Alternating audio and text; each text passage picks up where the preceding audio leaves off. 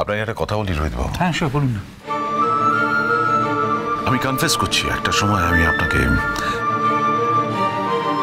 আমার প্রতিদ্বন্দ্বী ভাবতাম, চরম প্রতিদ্বন্দ্বী। কিন্তু আপনার স্বভাব,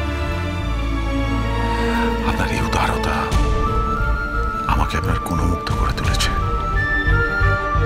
I really admire you. You're an amazing person. সারা রাত আমাদের কিছু খাওয়া হয়নি টেনশনে, চলুন একটু চা খেয়ে আসি। রোহিত আঙ্কেল, হ্যাঁ আমি বরং চাটা নিয়ে আসছি। আমি নিচে বলে দিচ্ছি পাঠিয়ে দেবে। প্লিজ এটুকুন আমাকে অর্গানাইজ করতে দাও। এটা করতে না পারলে নিজেকে অক্ষম মনে হবে। দেখেছেন আপনার ছেলে মাঝে মাঝে আমাকে এমন এমন কথা বলেন, আমি চুপ হয়ে যাই। ঠিক আছে তুমি নিয়ে এসো। Thank you.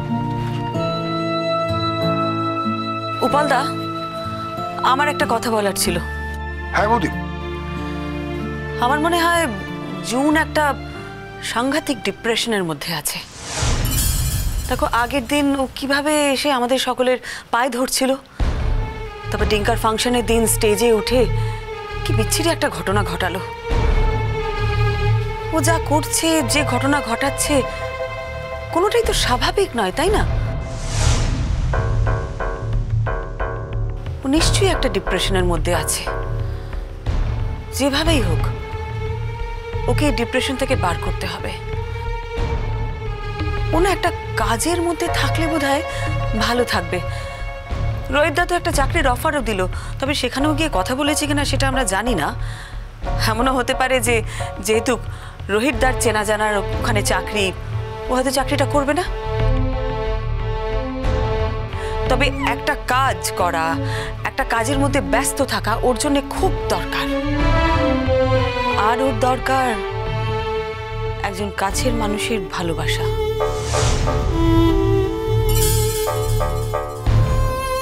যে একদিন ওকে ভালোবেসে বাড়িতে এনেছিল, সে যে আজও ওকে ভালোবাসে, এটা ওর জন্য বোঝা খুব দরকার। সে এখন আর ওকে ভালোবাসে না। আমি এই কথাগুলো বলছি কি করলে বা কি বললে জুন ভালো থাকতে পারে সেটা ভেবে। আমার কথার কোনো প্রতিবাদ করার জন্য আমি কিন্তু কোনো কথা বলিনি।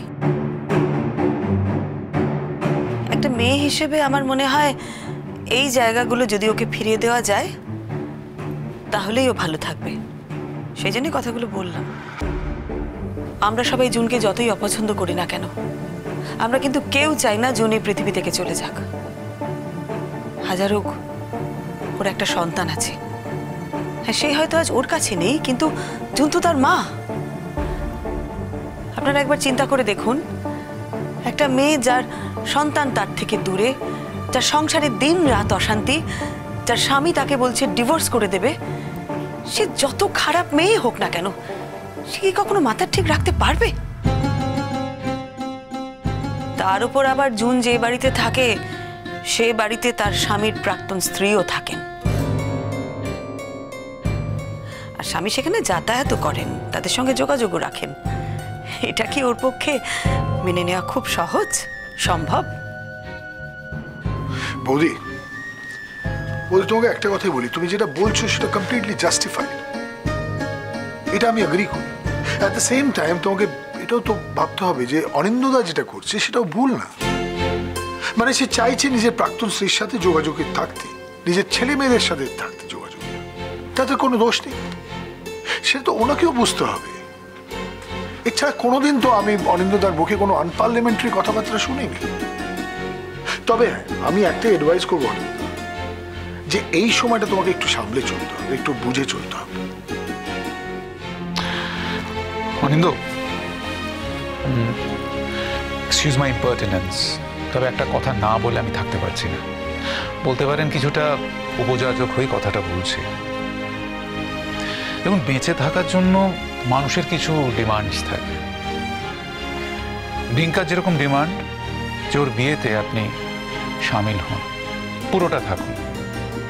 আপনার নিশ্চয়ই সেটা ইচ্ছে যে ডিঙ্কার বিয়েতে আপনি পুরোটা থেকে এনজয় করবেন, দেখবেন। আপনি এটাও চান যে রোজকার জীবনে আপনাদের ছেলে মেয়েদের সাথে যোগাযোগ রেখে চলা। আমি বুঝতে পারি, সবাই বুঝতে পারে, জুন গুহ যদি সংবেদনশীল হতেন তিনিও বুঝতে পারতেন। আমি বলবো না যে বুঝতে পারছেন না, উনি বুঝতে চাইছেন না। কর্নার্ড হয়ে গেছেন তো সব দিক থেকে, সেই কারণেই এরকম একটা ইমোশনালি চার্জড ডিসিশন উনি নিয়ে নিয়েছেন, এই স্লিপিং পিলস। আমি একটা কথাই বলবো আপনাকে, এই সময়টা না আপনি ওর প্রতি একটু কেয়ারিং হন। ইউ মাস্ট, মানে আপনাকে ব্যালেন্স করে চলতে হবে, ওকে সময় দিতে হবে, ওকে সঙ্গ দিতে হবে, ওর প্রতি আপনাকে একটু নরম মনোভাব দেখাতে হবে, না হলে কিন্তু এই ঘটনাগুলোর পুনরাবৃত্তি ঘটবে। ঠিক, ভুল যখন আমি করেছি তার মশলটা আমাকে দিতে হবে। রাইট রোহিত বাবু, আমি সেটা দিতে রাজি আছি, আমি বললাম তো। কিন্তু ওই যে বললেন, আমারও কিছু ছোট ছোট ইচ্ছে আছে। আমি একটা রিকোয়েস্ট করব আপনাকে বা উপলকে এবং শ্রীময়ীকে।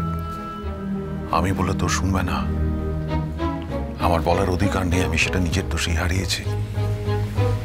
কিন্তু আপনি বললে বা উপল বললেও শুনবে।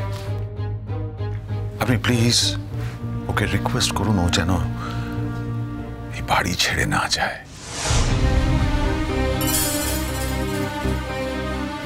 শ্রীময়ী যদি এই বাড়ি ছেড়ে চলে যায়, তাহলে আমার বাবাও কিন্তু এই বাড়িতে থাকবে না। সেও শ্রীময়ীর সঙ্গে এই বাড়ি ছেড়ে চলে যাবে,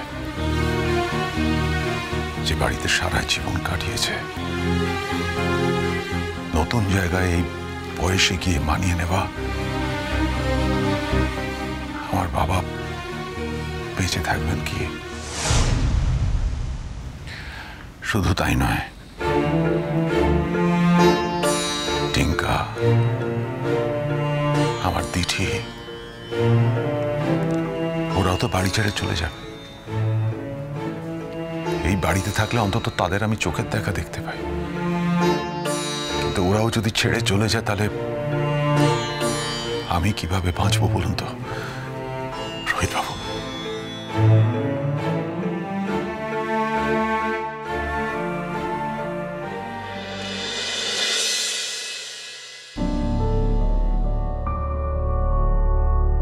জুন,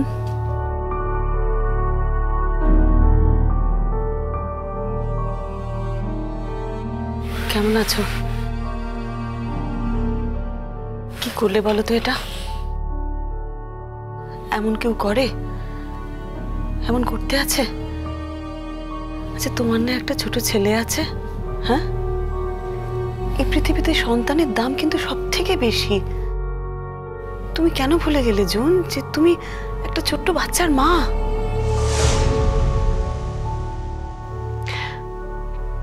তুমি আমাকে দয়া দেখাতে এসেছো? আমি তোমাকে দয়া দেখানোর কেউ না জুন। তুমি যদি না চাও, আমি এক্ষুনি এখান থেকে চলে যাচ্ছি।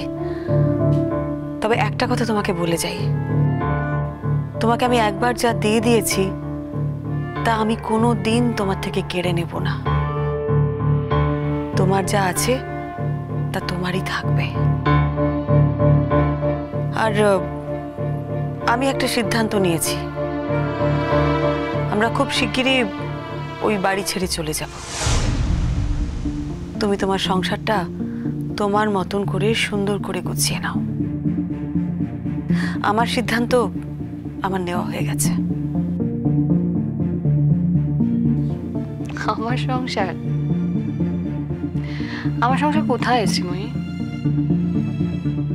যাকে কেন্দ্র করে আমি ভেবেছিলাম আমার সংসারটা করব, তার মন আমি কোনোদিনও পাইনি। আমার তার কোনোদিনই মন ছিল না।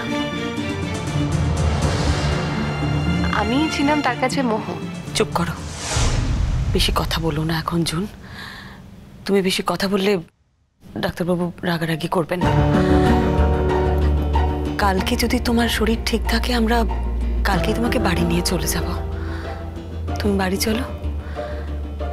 আমি তো ডিঙ্কাকে বলেছি বাড়ি দেখতে। আমরা এর মধ্যেই নতুন বাড়িতে চলে যাব। দেখো জুন, তোমার জীবনের থেকে আর কিছু তো মূল্যবান হতে পারে না। কতবার তোমার কাছে হেরে যাবো আমি শ্রীময়ী? তোমার সাথে আমার কোনো লড়াই নেই জুন। আমার লড়াই ছিল অনিন্দ্য সেনগুপ্তর সাথে। সেই লড়াইটা তো শেষ হয়ে গেছে। আমি কিন্তু এখন আমার এই নতুন জীবনটা নিয়ে খুব সুখী, জানো তো। আমার ছেলে মেয়েদের নিয়ে আমি খুব ভালো আছি। আমি আমার মতন করে একটা নতুন জীবন গড়ে নিয়েছি তো। আমার কিন্তু সত্যি বলছি, কোনো আক্ষেপ নেই।